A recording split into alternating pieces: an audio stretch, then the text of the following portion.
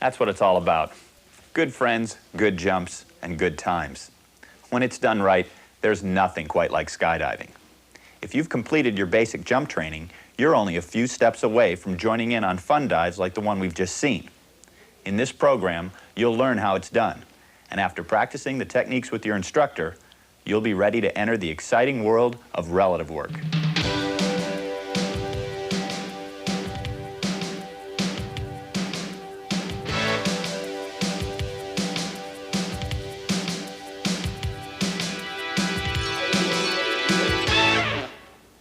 Notice that none of the skydivers seen here use the hard arch that you may have been trained to use. Now, there's nothing wrong with the hard arch. It's intended to provide stability in free fall, and that's what it does. Relative work, however, involves more than just maintaining stability. The key is to control your position relative to other jumpers.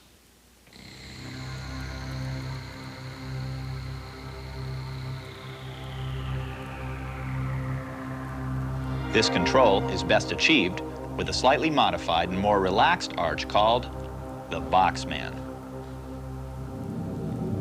It's best to think of the boxman position as a collection of 7 angles. These 7 angles are divided into 2 categories: non-adjustable angles, shown here in red, and adjustable angles, shown here in green.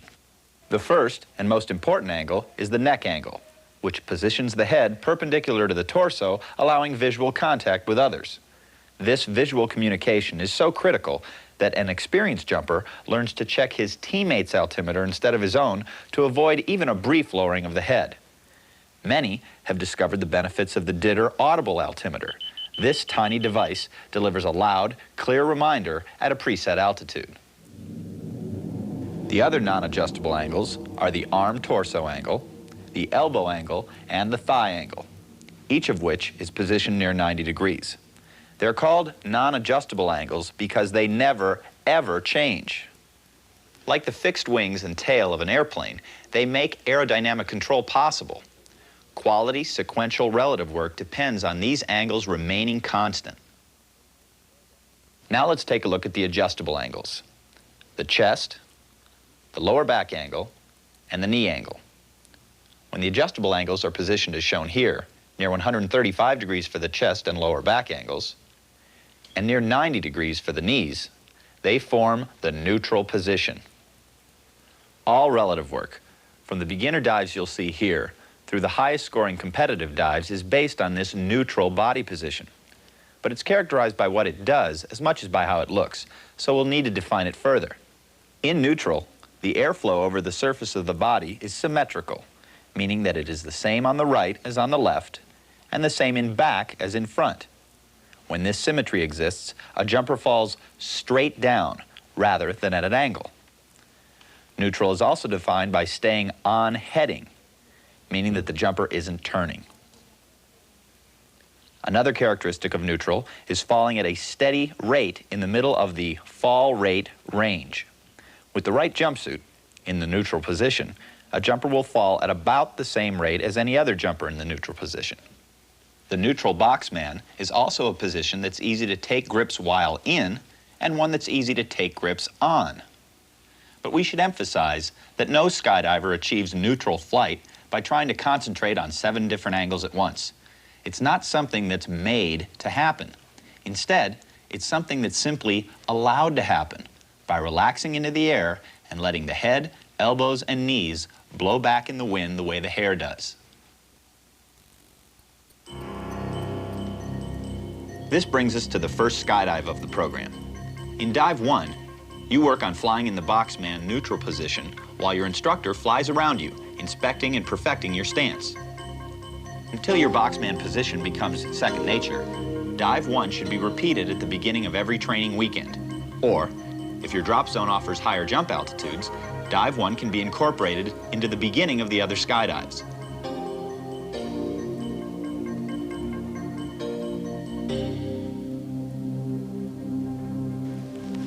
Having learned to hold still in terms of free fall's rate, trajectory, and heading, the next challenge is slow, controlled movement in any given direction. The first component we'll study is fall rate, or levels. The primary angle controlling fall rate is the lower back angle. Flattening the lower back's 135-degree neutral angle toward 180 slightly increases exposed surface area, causing a jumper to catch or cup more air. The result is a slower fall rate and an upward movement or translation relative to another jumper remaining in the neutral position. Sharpening the lower back angle toward 90 degrees slightly decreases exposed surface area, streamlining a jumper to spill more air. The result is a faster fall rate and a downward movement relative to another jumper in neutral. In Dive 2, your instructor hovers in front of you in the neutral position, serving as a point of reference while you slowly translate up and down. The goal here is to adjust only your lower back angle for a very slow but precise up and down movement. Remember to stay at all times in the box position. In Dive 3, you work to stay level with your instructor who offers minute level problems. The goal here is to avoid having to make fast corrections by anticipating the problems and compensating early so that the corrections themselves can be minor.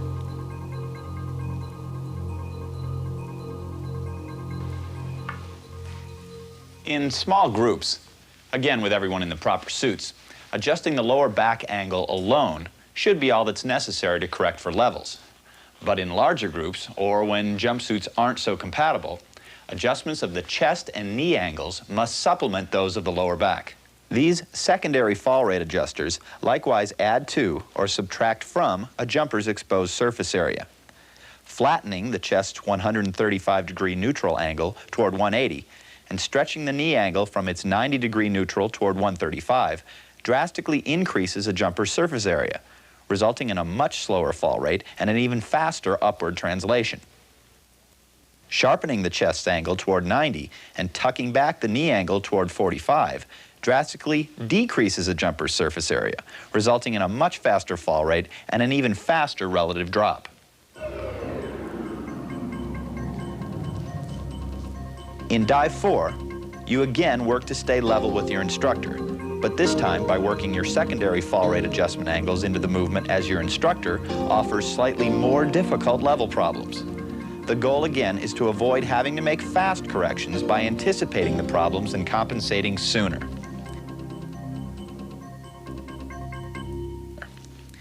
Care must be taken to add and subtract surface area symmetrically to keep all these ups and downs in a perfectly straight down fall. Also keep in mind that as more effort is put into adjusting adjustable angles, so must more effort be put into not adjusting the non-adjustable angles. The next movements we'll examine are forward and backward translation. Like the secondary fall rate adjustment techniques just covered, forward and backward are controlled by adjusting the chest and knee angles. But whereas fall rate control requires both angles to flatten or sharpen simultaneously, forward and back requires one angle to flatten while the other sharpens. For forward movement, the chest's neutral angle is sharpened while the knee's neutral angle is stretched.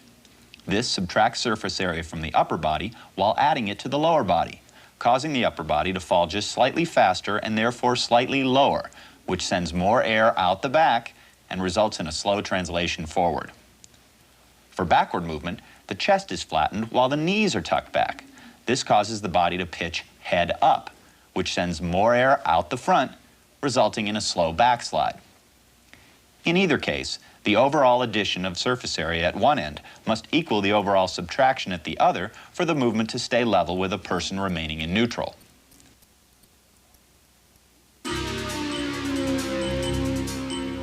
In Dive 5, your instructor again flies in the neutral position as a point of reference while you practice backing off and moving in. Take care not to focus on these new skills to the exclusion of those already developed. Flying in the box and staying level are still required at all times.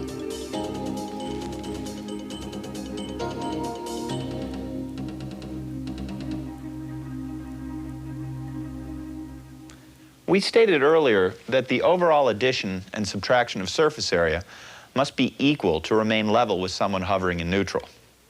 But the fact is that skydives seldom stay at a constant neutral fall rate.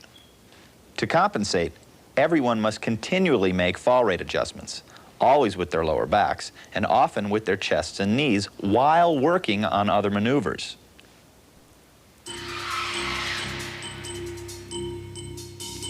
In Dive 6, your instructor adds slight fall rate problems to the forward-backward drill. To move up while going forward, the added surface area of your shins and feet must exceed that taken away from your chest. Fall rate and forward-backward techniques are likewise combined to move down while going forward, or to move up or down while going back. This all may seem very complicated at first, but with practice, the necessary mental computing becomes automatic.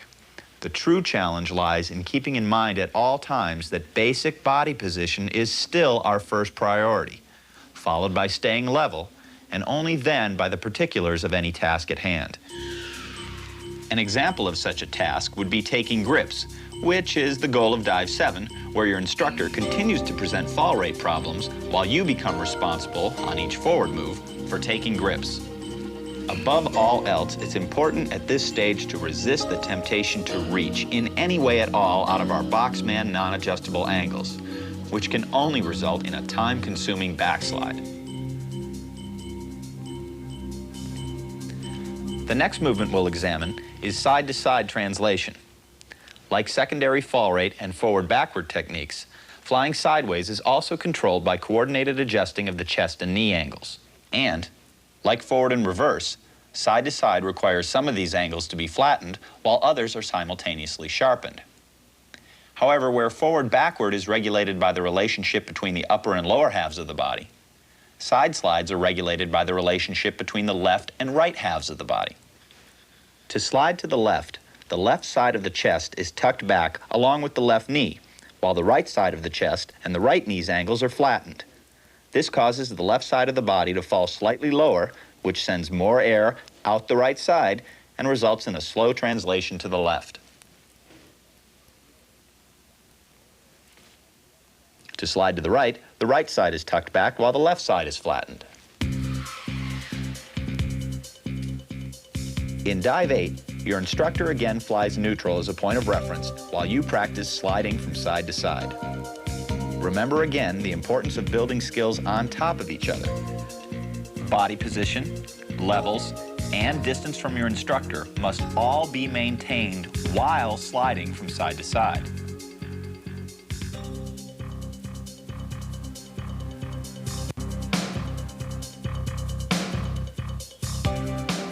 In Dive 9, your instructor adds fall rate problems to the exercise.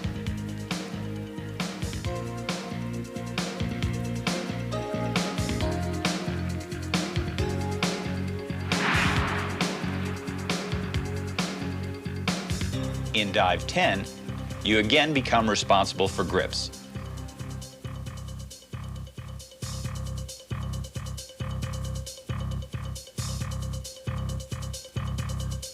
The final movement left to examine is rotational movement, or heading control, which should be familiar from basic freefall training. However, there are some differences between the way most jumpers are first taught as students to turn in freefall and the method most suited specifically for relative work. The first of these distinguishing characteristics is the relative lack of body movement involved in a relative work turn. As is the case with all the techniques in the program, staying in the box body position is priority one when it comes to heading control. A slight bend of the waist in the direction of the desired rotation is the only movement necessary for a slow, level turn in place.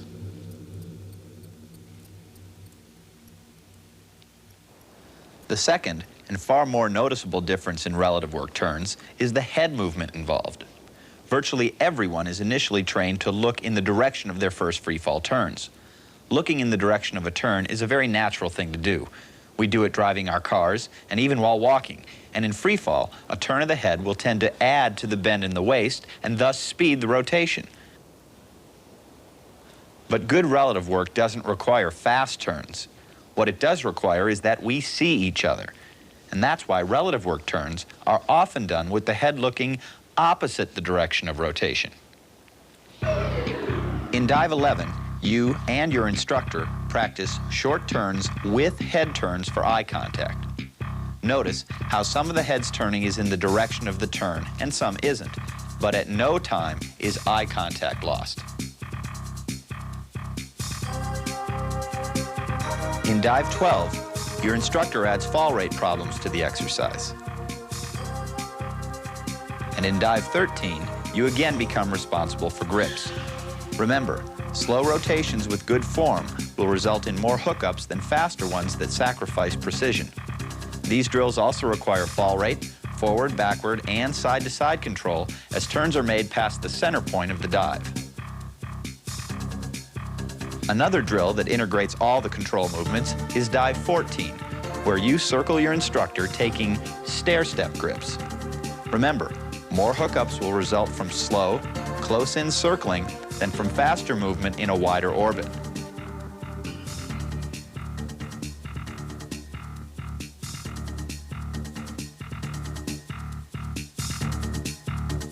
Your never reach discipline is put to the test again in Dive 15, our final two-way drill, where you again circle, this time taking star, side body,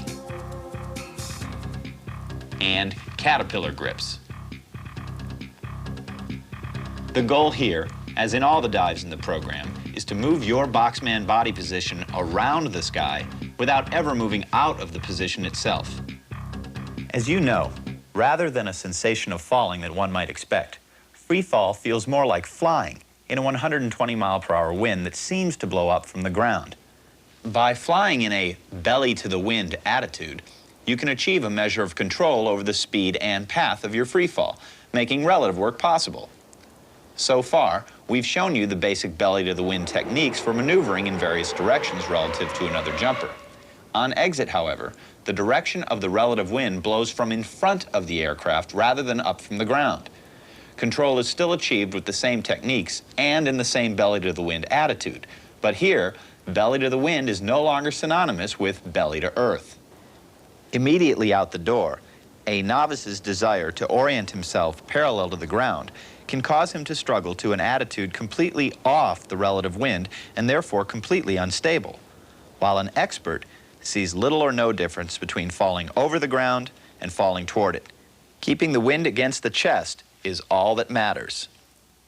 Here are a few tips for achieving controlled exits. First, resist the tendency to bunch up outside the door. Spread out comfortably into more of a box position, with your torso facing into the wind to minimize the transition required later. Likewise, the head and eyes should be turned to each other before the count begins. The count itself should be loud, rhythmic, and supplemented by a smooth rocking motion to keep everyone in sync. Immediately off the aircraft, remember to ignore the horizon and concentrate on presenting your torso to the wind. The transition to falling toward the ground will take care of itself by simply focusing on flying flat relative to the others. In the event of a funnel, let go and then reform the first formation to continue with the dive. On side door aircraft, without a strut and step, all the same principles apply, but extra effort is required to pre-position in the door for proper presentation of your torso to the relative wind. With all the basics covered, what you need now is practice. Your goal should be the completion of 5 or more hookups in a single skydive with another student who has completed the two-way dives with your instructor. Repeat dives 7, 10, 13, 14,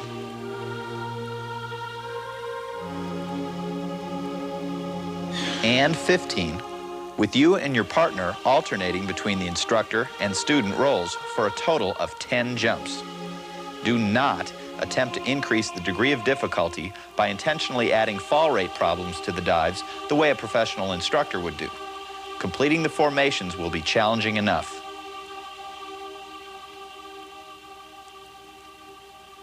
The next part of the program introduces three-way RW. The secret to mastering three-way is to remember the basics you learned doing two-way. There aren't any new angles to learn, nor any new methods for maneuvering. Adding a third person to your formation simply offers you new ways to practice what you already know. But a few guidelines will help you deal with the added complexities involved. Guideline number 1 is easy. Take your instructor along with you and your partner to strengthen the group. Guideline 2 is another easy one. Never, ever be the low man on the dive. But if one of your partners goes low, it's your job to move down to him. Don't wait for him to come up to you. Number 3 is the hard one. The moment you see even the slightest separation, horizontal or vertical, you've got to react instantly to close the gap, but move slowly while closing it. As you know, freefall costs a fortune, so there's no time for hesitation. Nor is there time to make up for mistakes that result from trying to go too fast. The only way to save time is to start your maneuvers sooner so that you can then take the time to do them right the first time. So the maxim is, move now, but move slowly. Guideline 4 is to dirt dive more. Ground practice isn't just for beginners. The best skydivers in the business dirt dive as much or more than most because they know that mistakes are expensive while dirt dives are free. Guideline 5 is to always stick to the plan you dirt dived. Never deviate from it in any way for any reason. Any plan B, no matter how well it's executed, is by definition a failure. Remember that smooth movement through the entire sequence is the goal. Grip switching or improvising in any way can only make a bad moment worse. In Dive 16, your group builds a line formation and takes turns individually flying from one side to the other. The objectives of the dive are simple, the most important one being to adjust yourselves to skydiving with 2 other people. This dive also gives you an opportunity to exercise our new fall rate policy due to an individual flyer's tendency to drop below. If you're in the two-way line and find yourself seeing the backpack of the solo flyer, relax into a slightly faster falling position to bring him back into the dive. When it's time for your own solo move, anticipate the problem and see if you can solve it before the two-way has to. Likewise, be prepared to react before horizontal separation becomes a factor.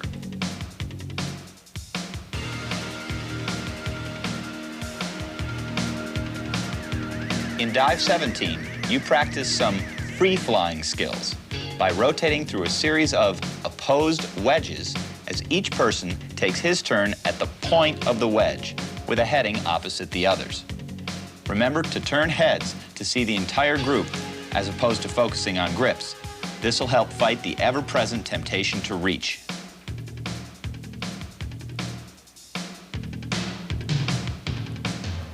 In Dive 18, you again build a series of opposed wedges, but with individual go-around moves similar to Dive 16.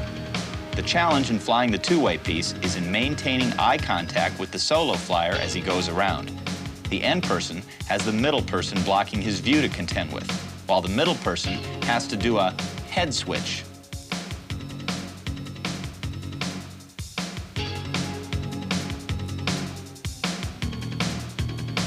Again, the solo flyer must concentrate on staying close, both horizontally and vertically, always remembering that the slow move in close takes less time than a fast move that scribes a wider arc.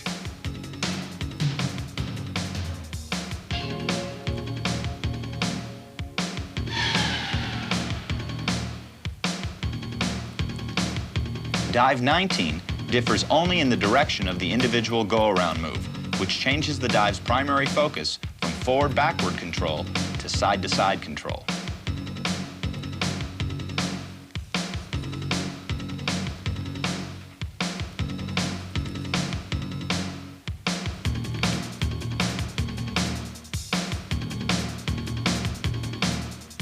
In Dive 20, you practice the star formation as individuals fly completely around to their original slot.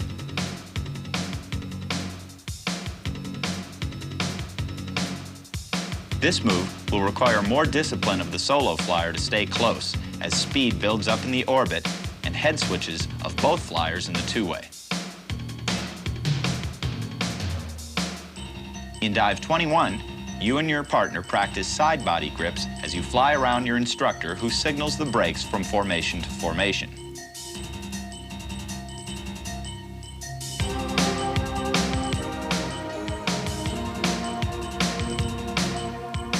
Side body grips tolerate even less reaching than star or stair-step grips.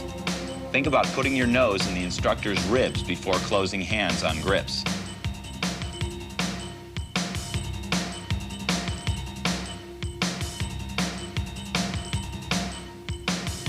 Dive 22 is similar to 21, but with star and cat grips.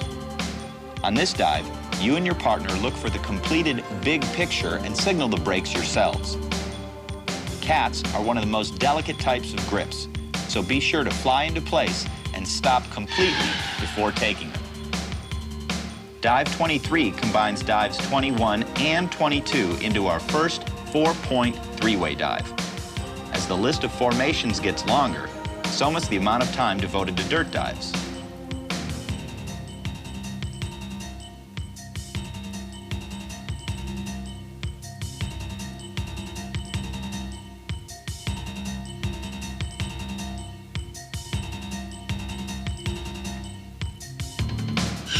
Dive 24 combines all the grips covered thus far, making for a brain-busting 8-point sequence. Remember again, our goal is to move our boxman body position around the sky without ever moving out of the position itself.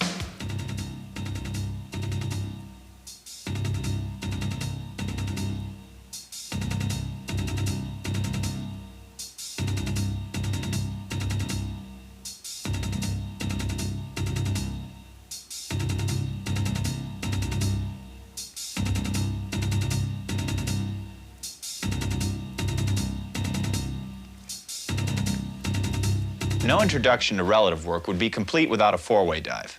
The step up to four-way is especially important because it so increases your group's options in terms of formations. Four-way is also one of the formats that competition is based on. And because 4 people constitute a full Cessna load at most drop zones, it's a number that will allow you to take the plane without having to coordinate with other groups.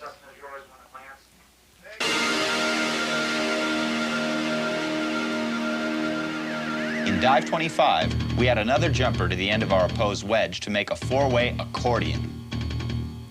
As on Dive 19, we drop one person off to go around to build another four-way accordion. Whenever another jumper is added to a group's equation, the potential for difficulty multiplies, as does the opportunity for fun, if the group remembers to stick to the basics to solve what may appear to be very complex problems. Congratulations. For now, the lesson's over. But before running off to the drop zone to try out what you've learned, listen to a little RW advice from veteran skydivers from around the world.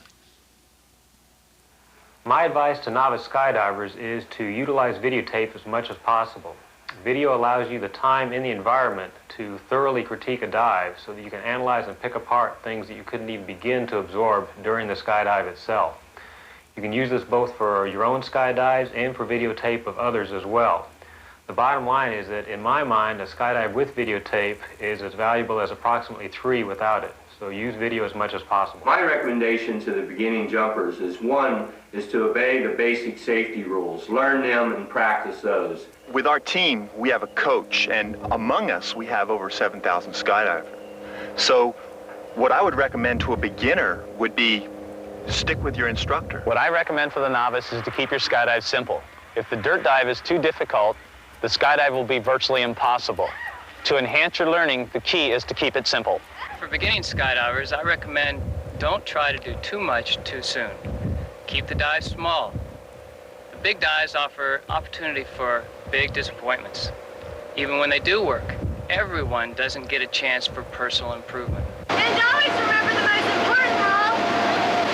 Have fun!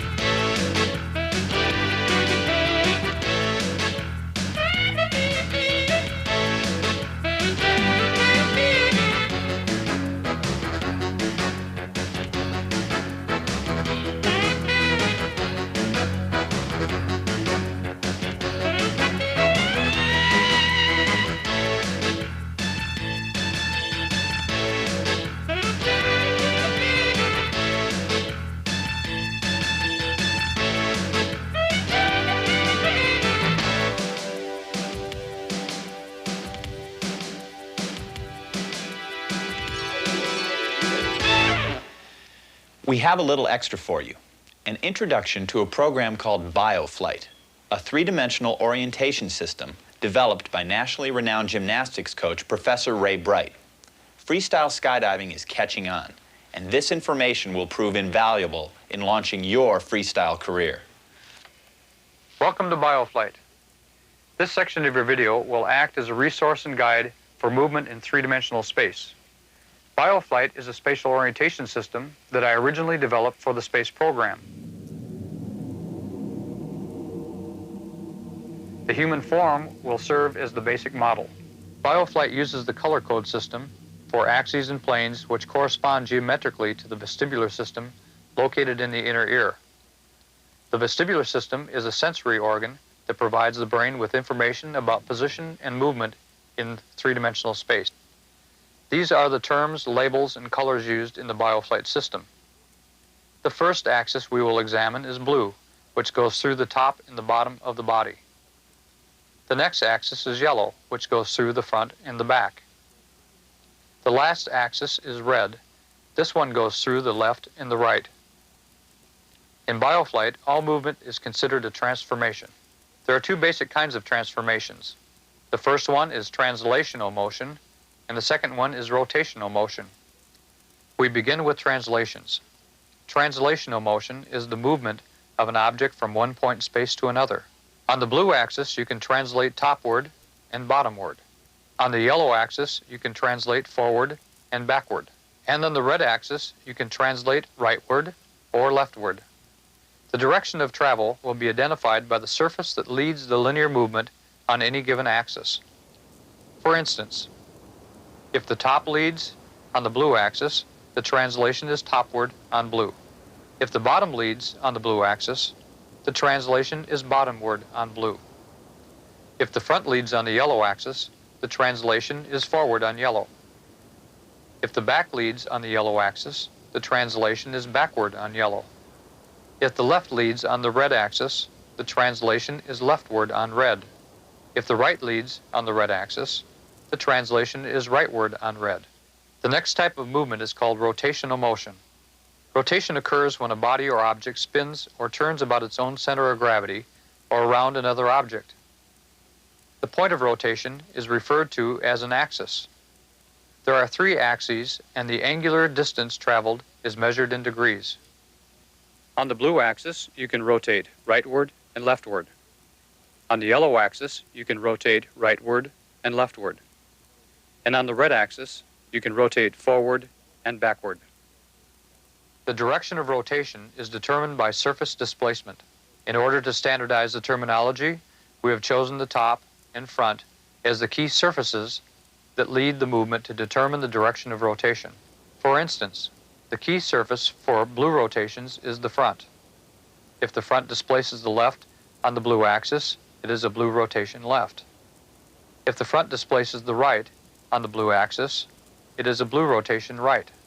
The key surface for yellow rotations is the top.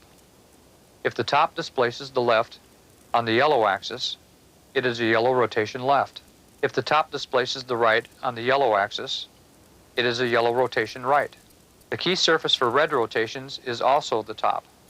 So if the top displaces the front on the red axis, it is a red rotation forward.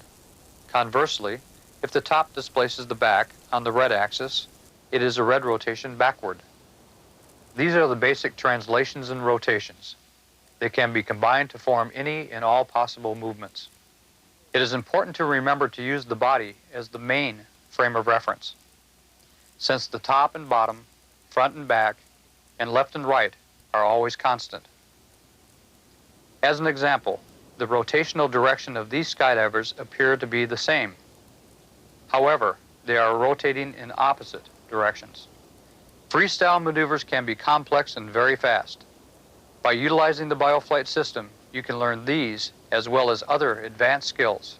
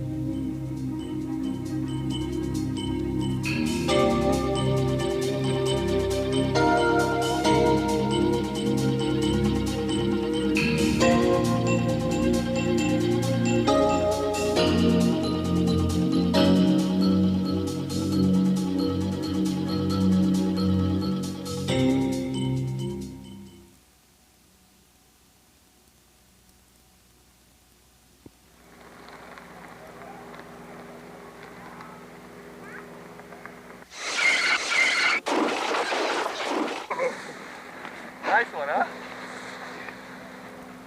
What? That's some free accuracy. I'm cutting out. You hadn't been standing there, I would have had a still. Wow. Good one, Norman.